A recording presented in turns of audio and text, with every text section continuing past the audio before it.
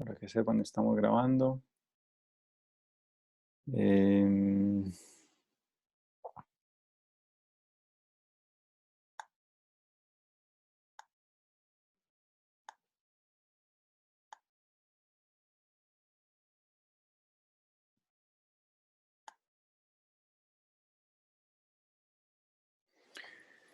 y vamos a empezar entonces, en honor al tiempo.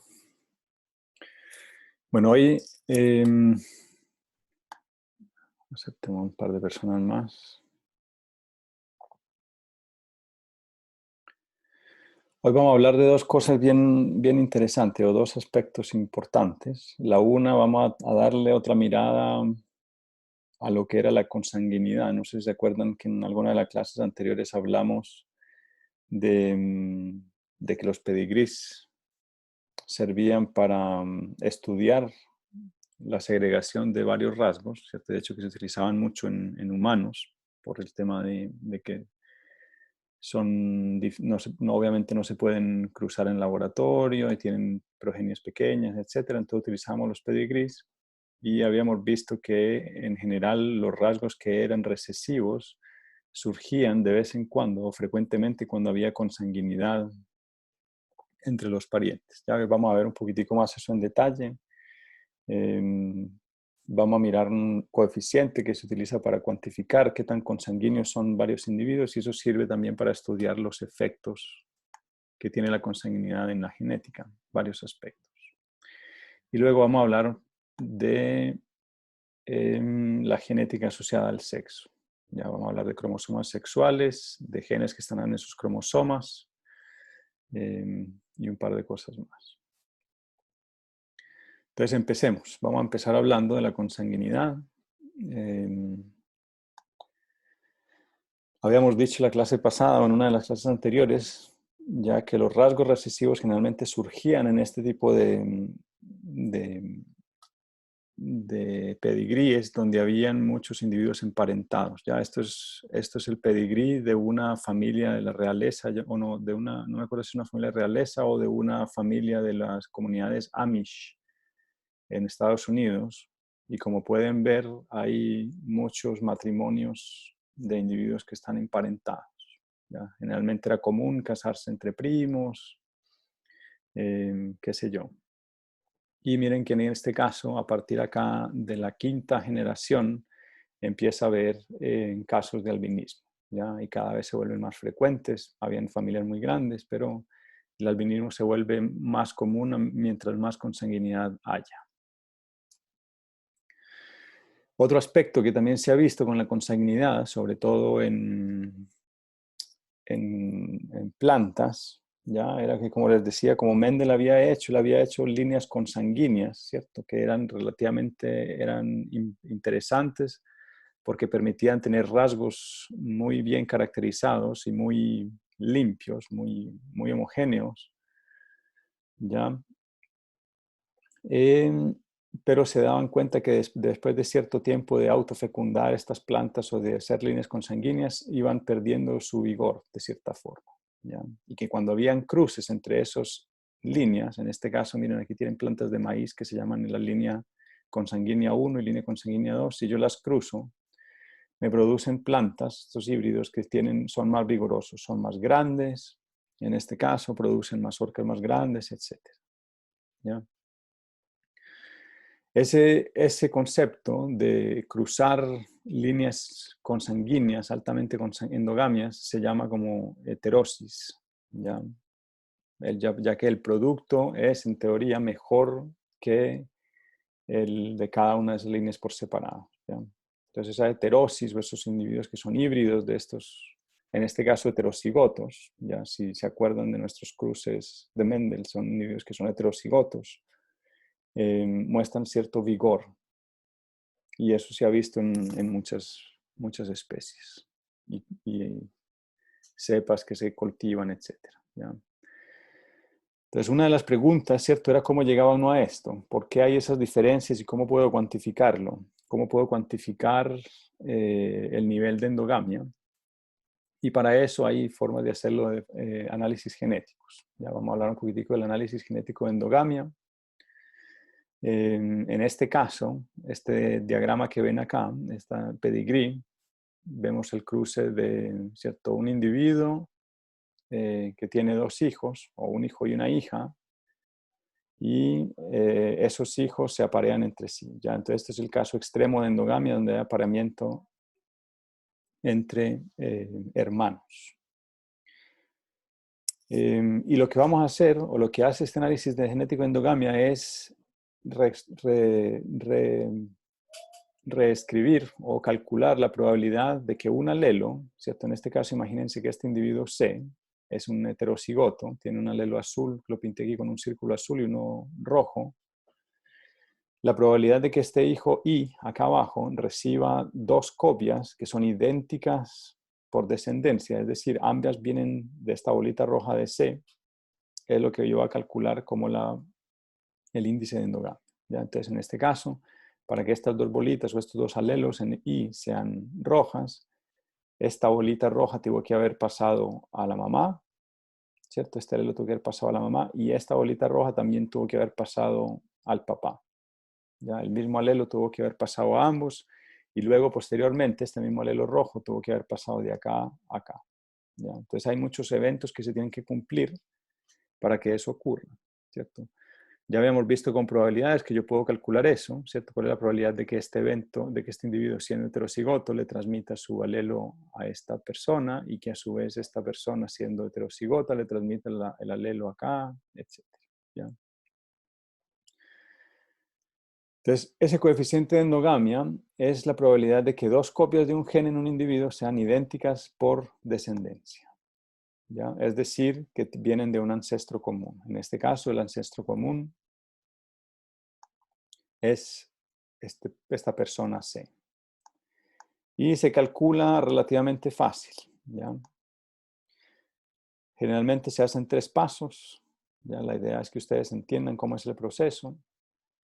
Primero uno identifica el ancestro común de un individuo endogámico al que yo le quiero calcular el coeficiente de endogamia. Luego cuento el número de individuos en cada circuito de endogamia y luego calculo la cantidad 1/2 elevado a la n para cada circuito, ¿ya? Donde n es el número de individuos en cada circuito. Y sumo los resultados de cada circuito, ¿ya? Entonces vamos a hacer el ejemplo acá. Este es un cruce entre hermanos. Aquí tenemos a Z, que es el individuo para el cual queremos calcular, o el hijo de dos hermanos, para el cual queremos calcular el índice de endogamia, ¿ya? Y aquí el primer paso, como les decía, es identificar el o los ancestros comunes y el número de circuitos posibles, ¿ya? Entonces, si vamos a Z y subimos, él tiene dos ancestros comunes, uno que es esta mujer B o esta persona B y este otro que es el U, ¿ya? Hay un circuito que va de Z a R, a B, vuelve a S y después a Z, y el otro circuito que va de Z a S, a U, a R y vuelve a Z, ¿ya? Entonces tenemos dos números de circuitos, dos ancestros comunes, y por lo tanto hay dos circuitos posibles. Luego podemos contar el número de individuos por cada circuito, ya sin tener en cuenta este individuo que es el que interesa. Aquí tenemos 1, es S, 2, B y 3, R. Hay 3 individuos por este lado y por el otro lado hay 1, 2 y 3. ¿Ya? Entonces el circuito 1 tiene 3 individuos, el circuito 2 tiene 3 individuos y al final podemos calcular 1/2 a la n para cada circuito y sumar los resultados, es decir, 1/8 más 1/8 igual a 1/4. Eso quiere decir que el coeficiente de endogamia para hermanos es 1/4. ¿Ya? Podemos hacer lo mismo para hermanos medios, ¿cierto? En este caso, ustedes podrían hacer el ejercicio y decirme cuántos circuitos hay en este caso, cuántos ancestros comunes tiene, cuántos individuos por cada circuito y calcularlo. Entonces, si quieren, tómense 2 minutos y pueden ir respondiendo en el chat si quieren las preguntas, la 1, la 2 y la 3.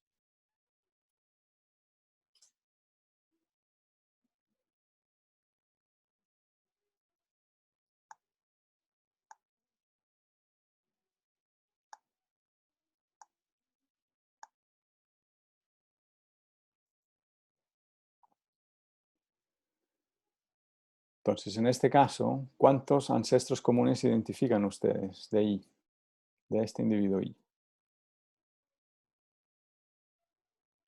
¿Uno? Uno, ¿cierto? Solamente hay 6.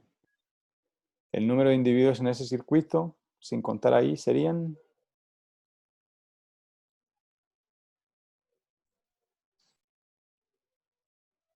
3, ¿no? A, C y B. Y si calculo un medio para esto y lo sumamos, me daría, ¿cuánto?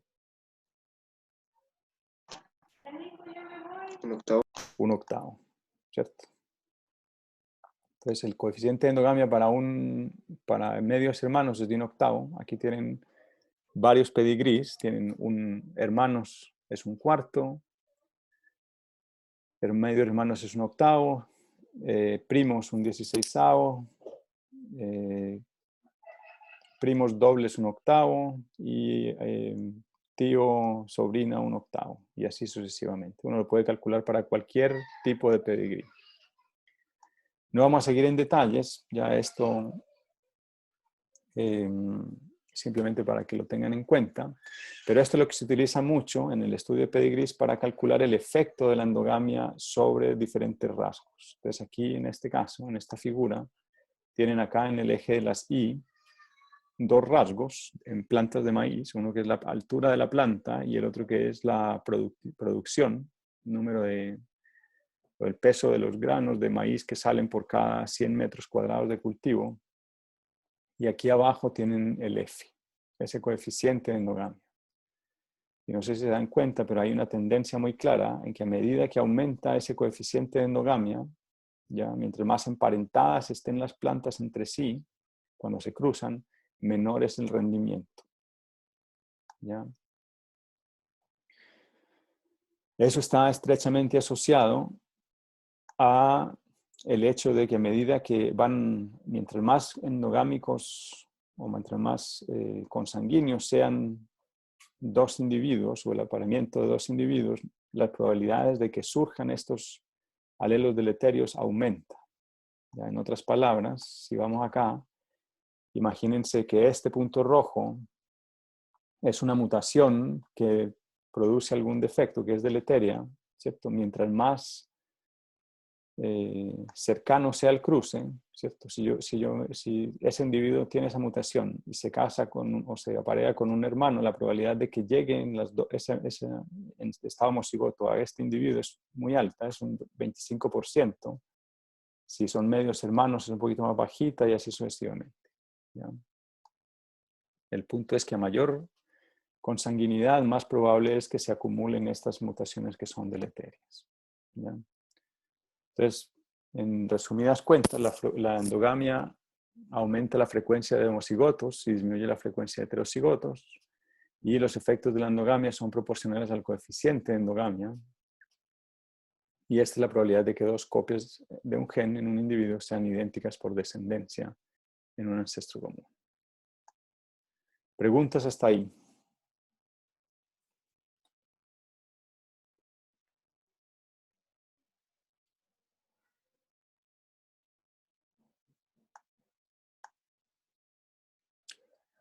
Sí, pregunta Yomi.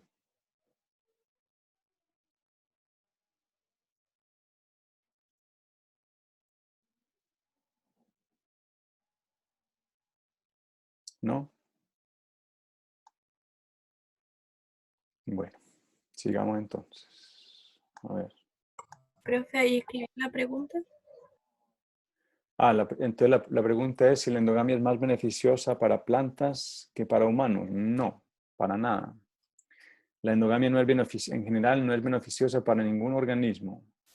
¿Ya? Siempre aquí, como les acabo de mostrar en este gráfico, es desventajosa. Tanto la altura, bueno, la altura en este caso no sé qué tan importante sea, pero al menos la producción de semillas disminuye mientras más endogámicas sean las plantas, ¿cierto? En este caso, bueno, este es un rasgo que nos interesa a nosotros como humanos, ¿cierto? Si ustedes piensan en un agricultor y tiene plantas que son muy endogámicas, miren que va a recolectar solamente 20 kilos por cada 100 metros de cultivo, Y si tiene plantas que son cero endogámicas, va a recolectar más de 90 kilos por cada 100 metros de cultivo, 100 metros cuadrados. ¿Ya? En términos de la planta, ¿cierto? Obviamente si está aquí y va a producir 20 kilos, el número de hijos o de descendencia que va a dejar es mucho menor a una planta que tenga un coeficiente de endogamia menor. ¿Ya? Esta Profe, disminución, ¿sí? es que creo que se refería a que no es tan perjudicial en las plantas como en los humanos. Creo que esa era Ah, su pregunta. esa es la pregunta. Sí, Sí, sí, digamos, sí. sí, en ese sentido es menos perjudicial en que las plantas son más tolerantes a este tipo de cosas. Sí. Ahora, aquí llegamos a otro concepto que no hemos hablado, pero que es importante de pronto mencionarlo, y es que en plantas ocurre mucho que hay duplicaciones del genoma. Ya, generalmente nosotros, la gran mayoría de los animales somos diploides, pero la poliploidía en plantas es muy común. ¿Ya? Entonces, si el maíz, por ejemplo, es poliploide y necesito muchas más copias del mismo gen dañadas de una mutación para que sean muy negativas, ¿ya? Tengan un efecto muy negativo. Entonces, en ese sentido, sí, las plantas, no es que la endogamia sea más beneficiosa para las plantas, sino que las plantas son más tolerantes a la endogamia, probablemente. ¿Ya?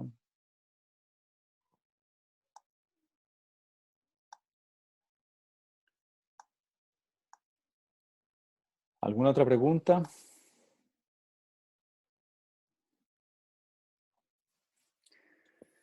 Bueno, entonces el otro aspecto que vamos a ver hoy es lo que se conoce como las bases cromosómicas del mendelismo. Ya hasta en este momento,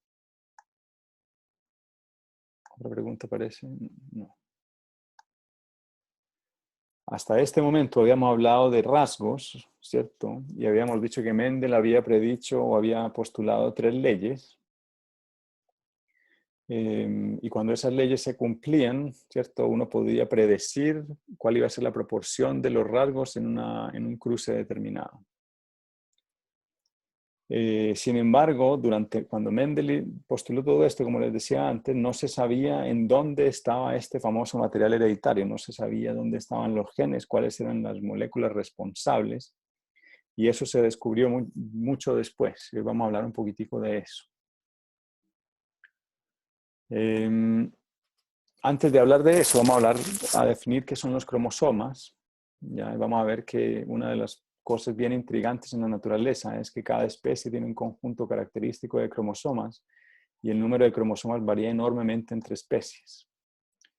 En términos de términos, vamos a hablar siempre, cuando hablamos de cromosomas, hay cromosomas homólogos, ya que es la copia de un mismo cromosoma. Este es un cariotipo de cromosomas humanos, ya metemos del 1 al 23, y cada uno durante la mitosis se duplican y por tanto hay 2 pares. Entonces, cuando son 2 copias del mismo, ya se llaman homólogos, y cuando hablamos de 2 copias de distintos cromosomas se llaman heterólogos. También vamos a hablar de cromatina, ya que es la sustancia que conforma los cromosomas. Y esa cromatina está dividida en 2. Van a ver mucho en la literatura, eucromatina y heterocromatina. Eucromatina se debe a que es una parte de la cromatina que no tiñe con ciertos pigmentos. Y la heterocromatina es la que sí tiñe. ¿Ya? Y vamos a ver que luego hay diferencias en cuanto al contenido de genes, etc. También vamos a hablar de individuos haploides, o de genomas haploides, contenido de cromosomas haploides, cuando es solamente una copia de cada cromosoma, diploides si hay 2 copias, y después poliploidías. Pueden haber individuos tetraploides, como les decía, que tienen 4 copias de sus cromosomas, octaploides, etc. Luego hablaremos un poquito más de eso cuando hablemos de mutaciones cromosómicas. El número de cromosomas difiere mucho entre organismos. Aquí tienen una tabla donde tienen varios organismos, desde las levaduras, por ejemplo, que tienen 16 cromosomas, pasando por el moho del pan, que con seguridad alguna vez lo han visto ustedes, que tiene 7. En plantas, aquí está el maíz, que tiene 10. El trigo tiene 21. El tomate tiene 12. Por aquí tienen las moscas de la fruta, que tienen 4. El chorito por aquí está con 14. Nosotros, que tenemos 23. Por aquí está la gallina con 39. Entonces miren que varía enormemente entre especies.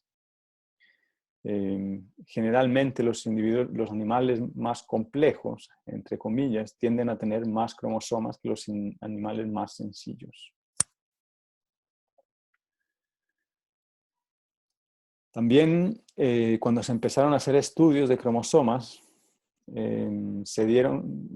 había gente que se empezó a dar cuenta que el sexo estaba determinado muchas veces por algunos de los cromosomas. Entonces, no en todos los organismos es así, pero en muchos funciona. Y hay distintos sistemas. ¿Ya? En saltamontes, por ejemplo, y en algunos insectos, las hembras generalmente tienen 2 cromosomas X y los machos solamente tienen un cromosoma X. ¿Ya? Entonces miren que la genética mendeliana aquí cambia porque las hembras van a tener 2 cromosomas y pueden ser homocigotas o heterocigotos. ¿Ya? Pero los machos, para los genes que están en este cromosoma, siempre van a ser haploides, van a tener solo una copia. En seres humanos sabemos que tenemos ese sistema en saltamontes se conoce, por ejemplo, con el sistema X0. En humanos es el sistema XY, en donde las hembras tienen 2 copias del cromosoma X y los machos o los hombres tenemos una copia del X y una del Y. ¿Ya? Durante la meiosis, los cromosomas X y Y se emparejan, pero no hay recombinación entre ellos.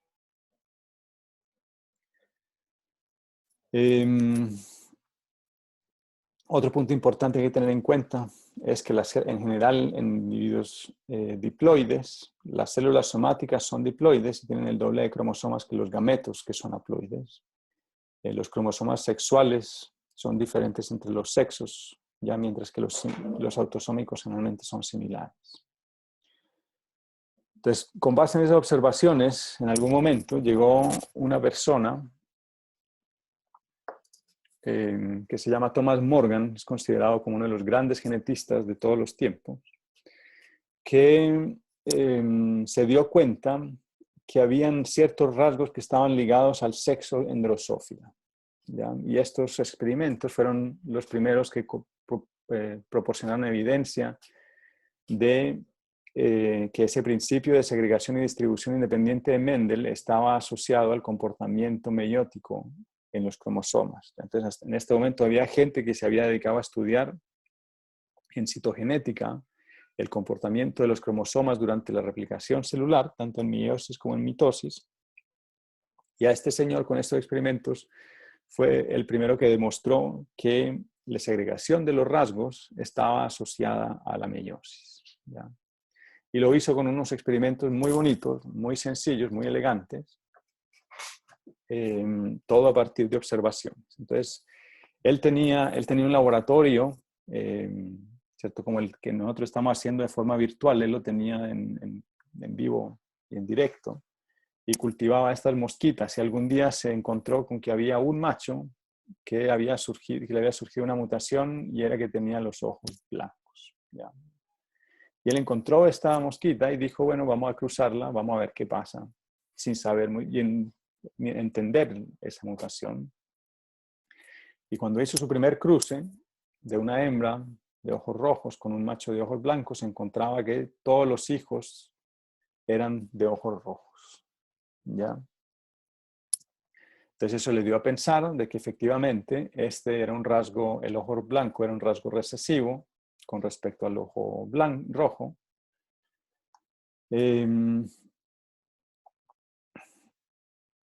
Y sin embargo, en algún momento, después de seguir, logró obtener una hembra de ojos blancos, ¿ya?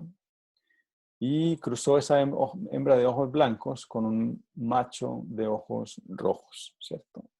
Y para su sorpresa, encontró que en la F1, la mitad de los hijos eran de ojos rojos y la otra mitad de ojos blancos, ¿ya? Lo cual iba en contradicción a lo que él esperaba, ¿cierto?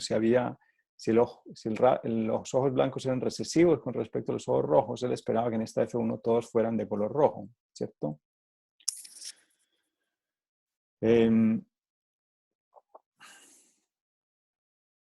Entonces él volvió a hacer este tipo de experimentos, ¿cierto? Acuérdense que había hecho un experimento al principio en donde las hembras eran de ojos rojos y los machos de ojos blancos, todos los hijos eran de ojos rojos, y de ahí hacía otro experimento y decía, bueno, ¿qué pasa entonces si yo cruzo estos individuos de la F1, los hermanos entre sí? ¿Cierto? Entonces, si fuera el principio de dominancia, ya según Mendel, ¿cuál sería las proporciones esperadas en el F2 en este caso? Según ustedes.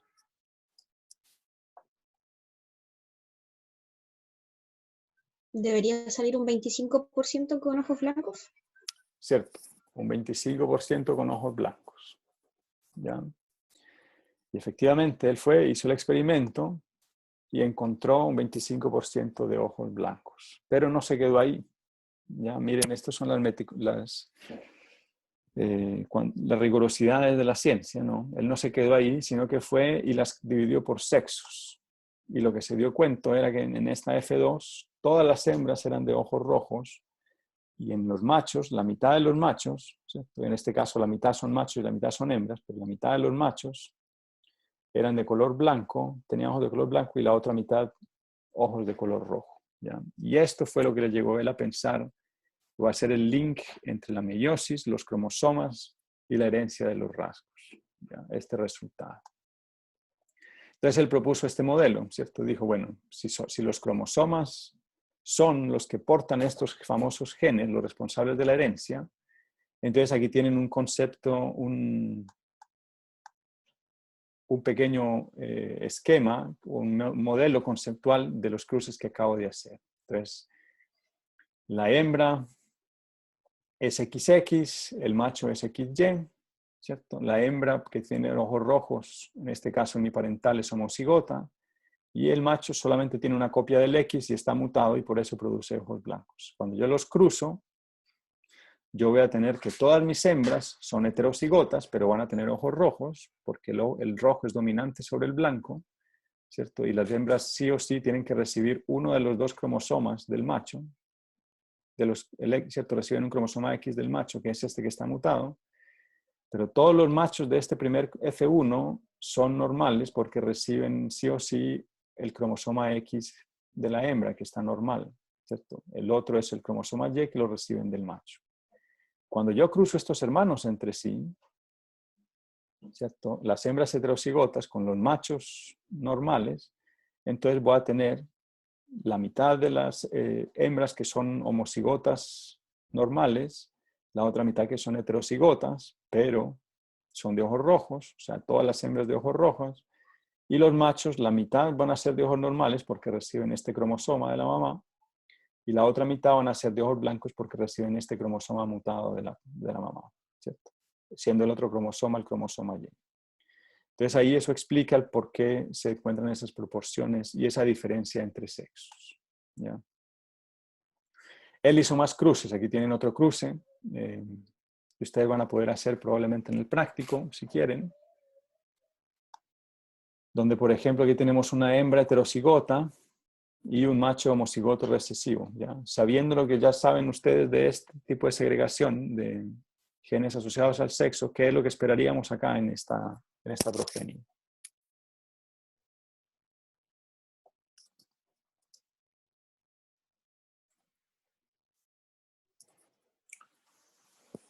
¿Cuáles serían las Mitad y proporciones? mitad. ¿Cómo? 1-1. Serían 1 a 1, ¿cierto? Y si las dividimos en hembras y machos, entonces serían la mitad de las hembras de ojos rojos, la mitad de ojos blancos, ¿cierto? Porque las hembras van a recibir un cromosoma X normal o un cromosoma X mutado, y este cromosoma mutado sí o sí del macho. Y los machos van a ser la mitad de ojos normales si reciben este cromosoma X normal y la mitad van a ser de ojos blancos si reciben este cromosoma X mutado, ¿ya? Entonces miren que las proporciones cambian en este caso, pero hay diferencias entre los sexos, ¿ya? O hay diferencias que se explican por los sexos, ¿ya? Aquí tienen otro. Una hembra, por ejemplo, homocigota recesiva con un macho normal. Entonces las hembras van a ser todas de ojos rojos porque van a ser heterocigotas y los machos van a ser todos de ojos blancos porque solamente reciben el X acá. Entonces miren que hay una inversión acá del fenotipo de los padres. Aquí las hembras están de ojos blancos y los machos de ojos rojos y los hijos van a ser al revés, las hembras de ojos rojos y los machos de ojos blancos, ¿ya? Y así sucesivamente. Entonces, él con esta serie de experimentos comprobó de forma inequívoca que efectivamente, al menos este rasgo, el color de los ojos, estaba asociado al cromosoma sexual X en moscas y fue el primero que hizo que demostró el link o la relación entre los cromosomas y los genes, ¿ya? Este tipo de experimentos le valieron el premio Nobel a este caballero.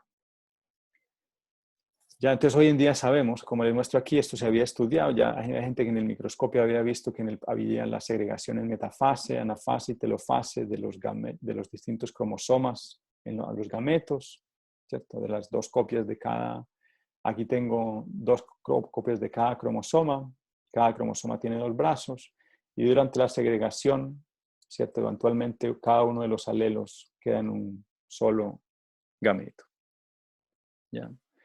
Y como les digo, Morgan fue el primero que hizo la asociación, ¿ya? Aquí está un modelito donde explica, por ejemplo, si tengo en un cruce dihíbrido, donde tengo dos cromosomas distintos y cada una de estas letras representa un gen, ¿ya? En un individuo que es heterocigoto, ¿ya? Eventualmente cómo van a ser la segregación de los cromosomas y los alelos, y lo mismo está acá, ¿ya?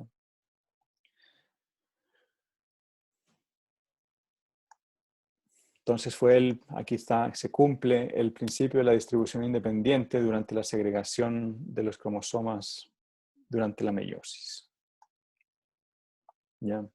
Entonces, parte de esos experimentos fueron los que demostraron que los genes se localizan en los cromosomas, ¿ya? Y esa distribución de los cromosomas en la meiosis es la responsable de la segregación y la distribución independiente de los genes, ¿ya? A partir de eso se ha estudiado y se ha aprendido muchísimo más sobre los genes que están ligados al sexo, en particular en seres humanos, ¿ya? Por ejemplo, aquí tienen uno que es la hemofilia, que es un trastorno recesivo ligado al X. Este es un pedigrí de los reyes, de uno de los reyes de Inglaterra. Por aquí está el príncipe Carlos, la reina de Inglaterra, la reina Victoria, etc. Y aquí tienen hijos. Miren que los que están afectados con hemofilia son todos varones, o casi todos varones, que están aquí indicados en rojo, ¿ya? Y a partir de este pedigrí se ha podido demostrar, por ejemplo, cuáles... bueno, aquí hay unos que parecía que tenían hemofilia, pero no se supo, no se hizo el diagnóstico, probablemente murieron muy jóvenes. Los que eran portadores, etc. ¿Ya? A partir de la reconstrucción del pedigrí. Pero es un caso, un rasgo clásico ligado al X. Otro es el daltonismo, ¿ya? Ustedes no sé si se darán cuenta, pero es muy común, es un rasgo bastante común en humanos. Cerca del 10% de los hombres sufren o sufrimos de algún tipo de daltonismo. Hay distintas formas de daltonismo, distintas variantes, severidades, etc. Pero es un rasgo relativamente común y está asociado al cromosoma X, ¿ya? Entonces, también cuando hay un rasgo ligado al sexo, se puede también utilizar esa información para el cálculo de riesgo de estos trastornos, como se ve en la pantalla.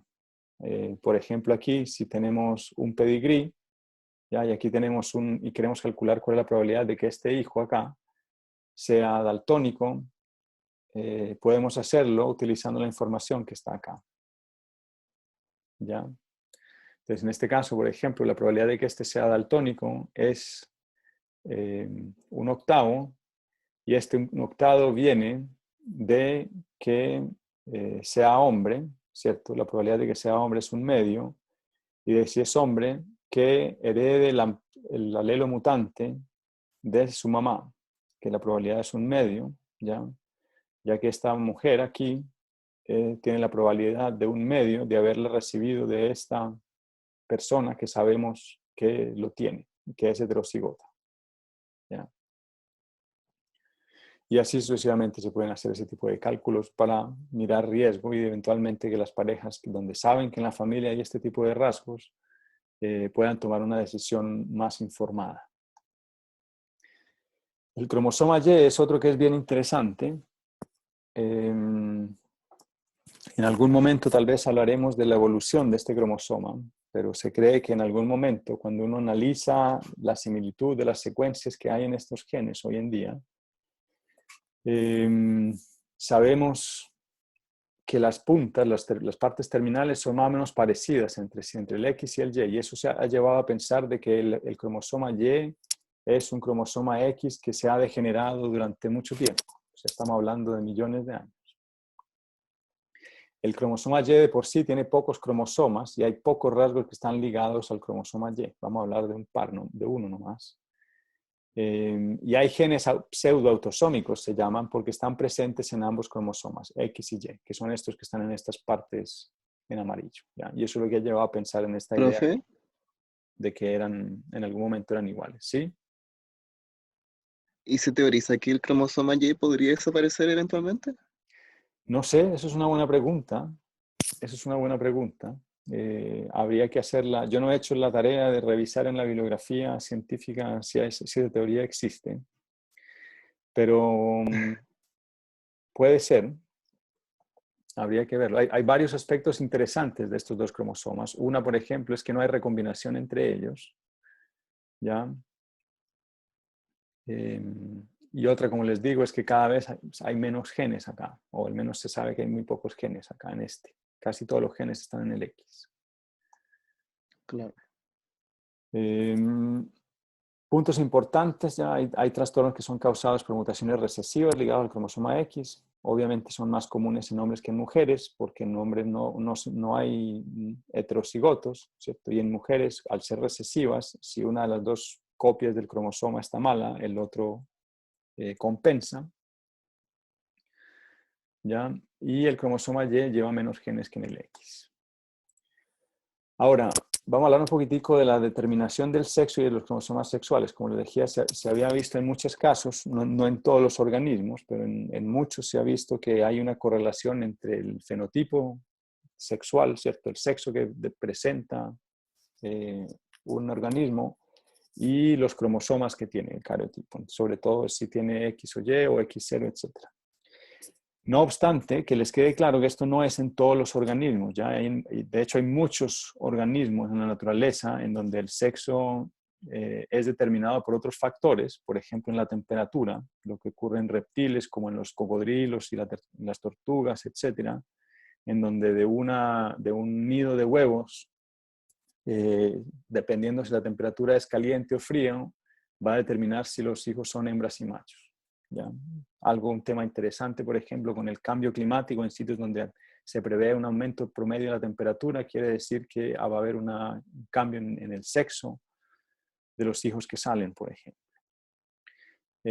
Hay muchos organismos que son hermafroditas. En peces es muy, muy común el hermafroditismo. Incluso hay veces es secuencial. Primero son un sexo y después cuando maduran cambian al otro sexo.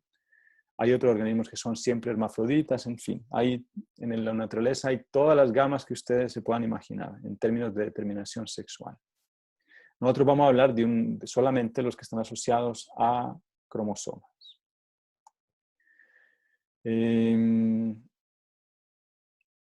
Bueno, esa parte, esto lo voy a pasar muy rápido. Se me olvidó acortarlo porque en este curso es una versión acortada para hacerlo, tratar de mantenernos en 1 hora. Pero esa determinación sexual empieza en estas células primordiales, que son unas células súper interesantes y que la puse acá para invitarlos a que estudien, de la migración y diferenciación de estas células.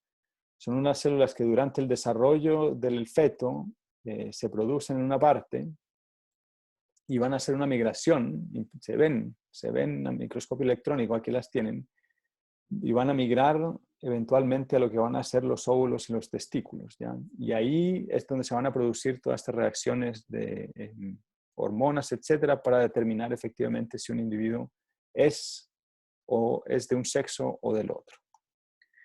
Y todo ese proceso está asociado a sobre todo un gen. Es uno de los pocos genes que está en el cromosoma Y. Ya se llama el SRY, que se me olvidó qué es lo que significa.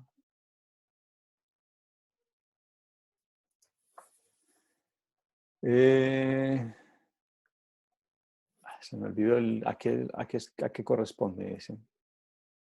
Pero en todo caso es un cromosoma que produce un factor, luego vamos a hablar de factores de transcripción, es una proteína, que se llama el factor determinante de testículos, el TDF.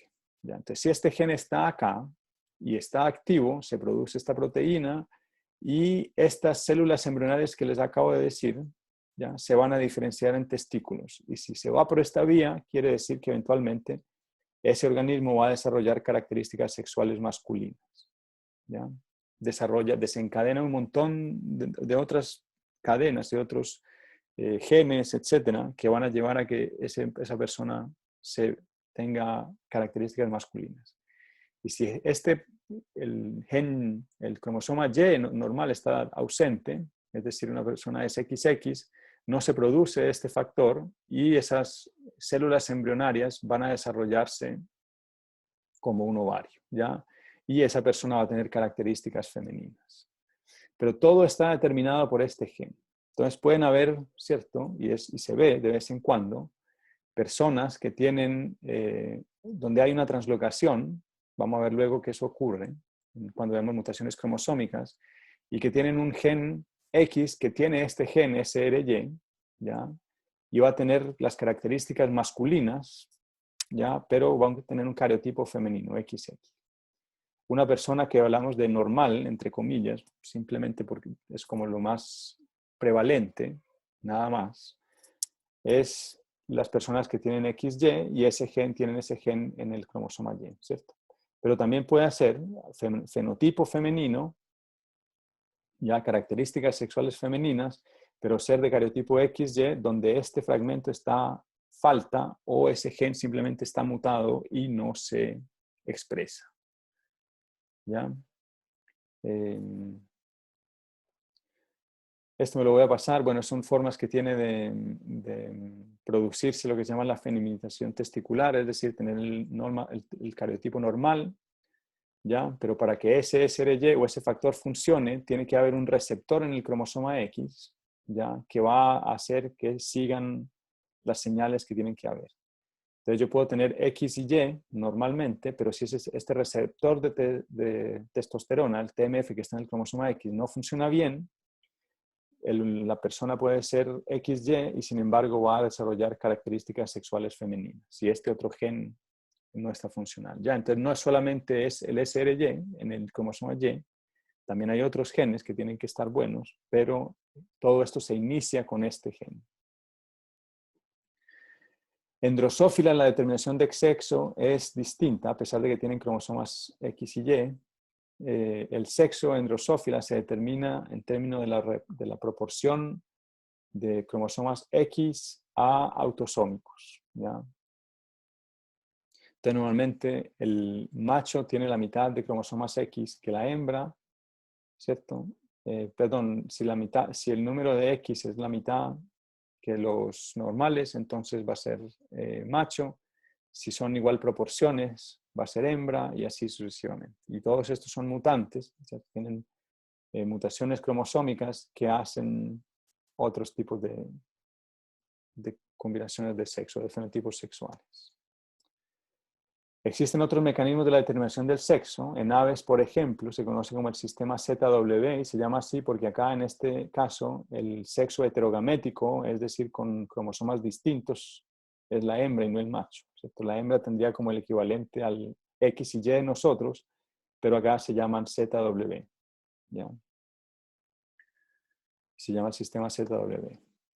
Y está otro mecanismo que se llama el sistema haplodiploide, que es muy común en ciertos insectos, como sobre todo en los insectos sociales, como las hormigas y las abejas, en donde las hembras son diploides, ¿ya? Y los machos son haploides. Es súper interesante porque quiere decir simplemente que si un huevo no es fecundado, no se aborta o no deja, sigue siendo utilizable y simplemente que se desarrolla como un macho haploide. Y si un huevo sí es fecundado, entonces el huevo se va a desarrollar como una hembra, ¿ya? Como les digo, esto ocurre muchísimo en abejas, en hormigas y también en algas.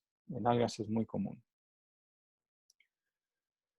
Puntos importantes, ya el sexo en humanos está determinado por ese gen SRY, ¿ya? El producto de ese gen produce un factor, que es el factor determinante testicular, y que eventualmente termina en una cascada de genes que van a estar asociados al desarrollo del fenotipo masculino. El sexo en otros animales es distinto. En Drosophila, por ejemplo, está determinado por la proporción de cromosomas. ¿Ya? En abejas, el sexo está determinado por el número de conjuntos de cromosomas, es decir, si es haploide o diploide, etc. ¿Ya? También, que cambia mucho. Para terminar, preguntas hasta ahí, si no para abordar el último tema.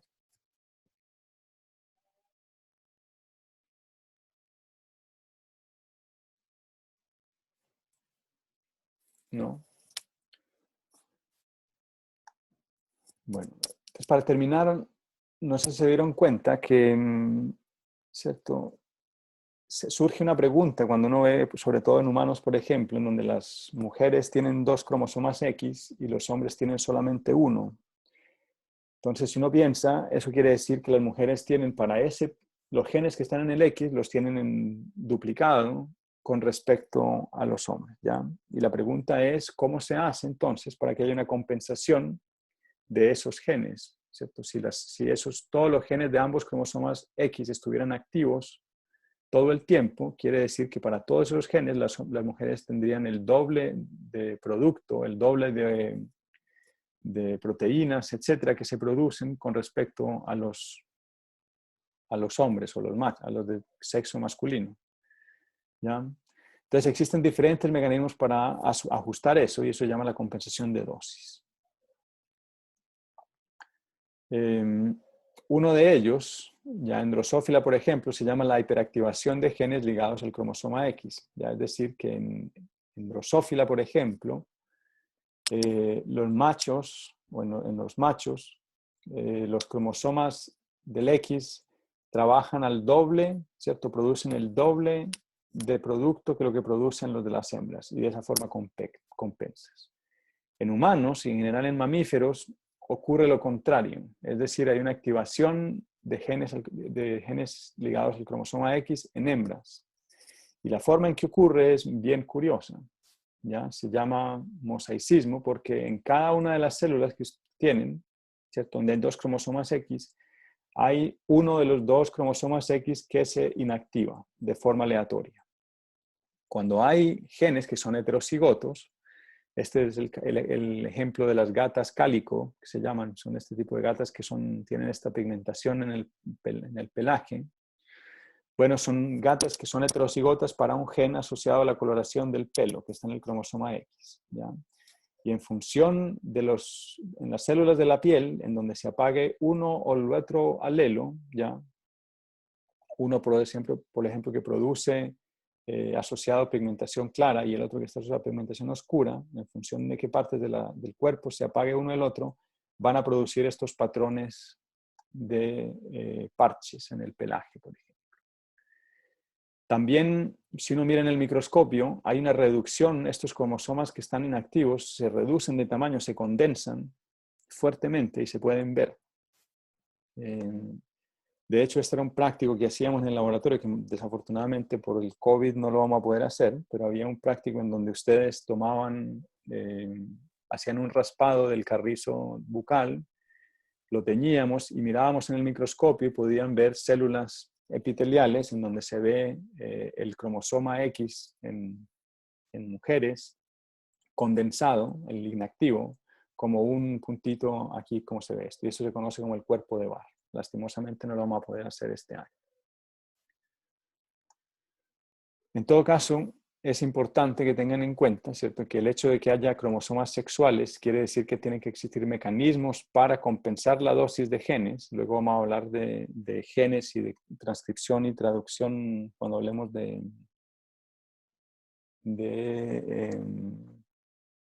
mecanismos de regulación génica.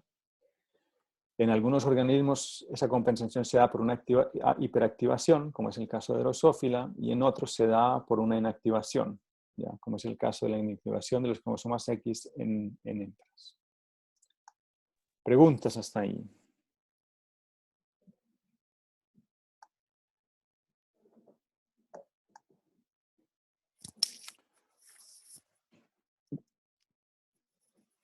¿Preguntas?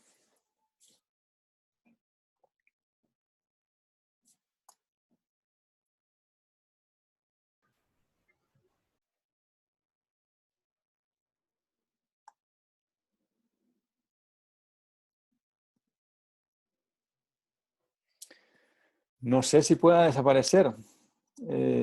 O sea, se dice eso, es un chiste, ¿cierto? Que los hombres somos mujeres degenerados en el sentido de que ese cromosoma se ha ido degenerando, ¿cierto? Y lo que queda es solamente un vestigio. Entonces, o somos mujeres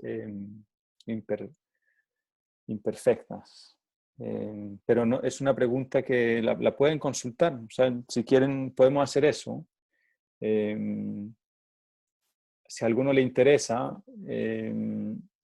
haga un pequeño trabajo bibliográfico de literatura científica en términos de la evolución del cromosoma y yo le doy 5 minutos en la próxima sesión o la próxima semana para que nos cuente lo que encontró, y eso se lo valgo también como una pregunta de la prueba, ¿ya? Así que si, Yomi, te interesa el tema, te ofrezco eso y nos hablas en la próxima clase 5 minutos sobre la evolución del cromosoma Y. ¿Te parece?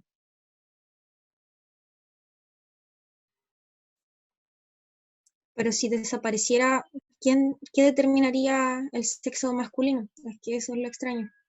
Probablemente no pueda desaparecer, ¿cierto? Si están estos tipos de genes que son súper importantes, por ejemplo, el SRY, eso quiere decir que va a haber selección en contra de que desaparezca, ¿ya? Entonces, imagínate una población aislada de humanos, por ejemplo, en donde desaparece ese gen, todos los hijos serían hembras y eventualmente no se podrían reproducir y por lo tanto esa población y esa mutación se extinguiría, ¿ya? A no ser de que surgiera otra mutación que compensara eso de alguna otra forma, ¿ya? Pero todas, o sea, todas las variaciones que les mostré, en términos de lo que les mostré en saltamontes, en aves, en hormigas, ¿cierto?, está asociado a la evolución del sexo, ¿cierto? De algún momento todos nosotros, todos los linajes y todas las especies partimos de especies que no necesitaban el sexo para reproducirse, como las bacterias, por ejemplo, que era todo a partir de mitosis. En algún momento surgió esto del sexo y nadie sabe muy bien por qué y todavía se sigue haciéndose la pregunta de cuál es la ventaja, ¿ya? Es un proceso súper costoso. El hecho de producir gametos es costoso, de liberar gametos es costoso. Todo esto requiere costos, pero parece que tiene ciertas ventajas y probablemente tiene más ventajas que desventajas porque se ha mantenido. En el árbol de la vida son muchos los organismos que dependen del sexo para reproducirse. Ahora, ¿hacia dónde va la evolución de los cromosomas sexuales en humanos? Es una muy buena pregunta y probablemente es algo que evolucione muy lentamente, ¿ya? Pero deben haber pistas, como les digo, yo no me las sé, deben haber pistas en la gente que ha estudiado, por ejemplo, la evolución de cromosoma Y o del X en distintos linajes, ¿cierto? Si uno compara el cromosoma Y de nosotros con respecto a los chimpancés y después se va para atrás un poquito más a los bonobos y después se va para atrás un poquito más no sé, otros primates más lejanos, y así sucesivamente, probablemente eso tenga pistas de cómo ha ido evolucionando ese gen, ese cromosoma. ¿Ya?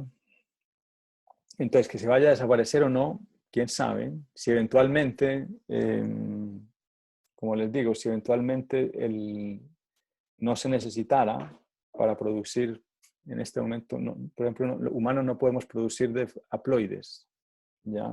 Como ocurre en las abejas que pueden producir hijos sin necesidad de apareamiento. En humanos no se puede.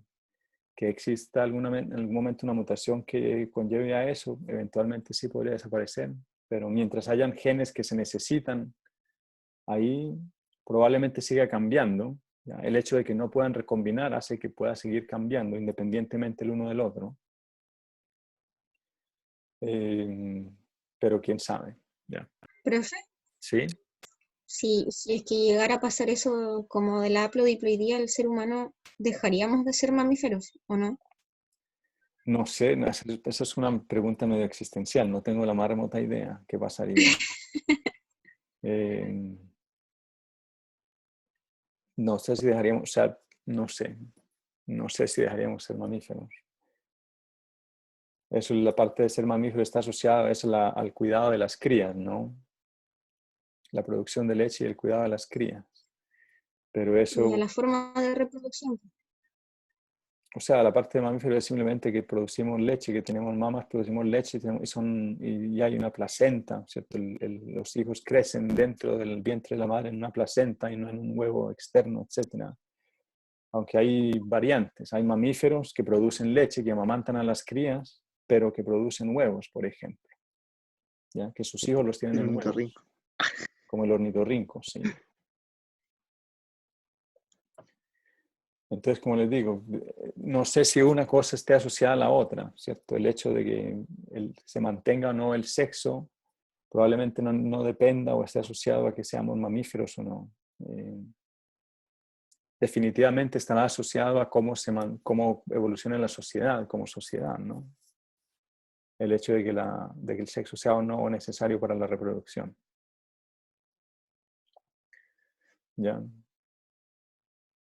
Aunque bueno, si ustedes se fijan, para terminar, para cerrar acá, hoy en día con los avances tecnológicos, técnicamente sería posible de hacer una reproducción sin necesidad de sexo, ¿cierto? Se puede clonar en teoría, o existe el conocimiento para tomar un óvulo y ponerle un núcleo de otra célula adentro, que puede ser de la misma persona o de otra, y crear un individuo a partir de eso. Entonces, en teoría, ya como sociedad somos capaces, pasamos por encima de esa barrera, pero obviamente tiene mil repercusiones éticas, ¿no? Que no dejan que eso ocurra, por obvias razones.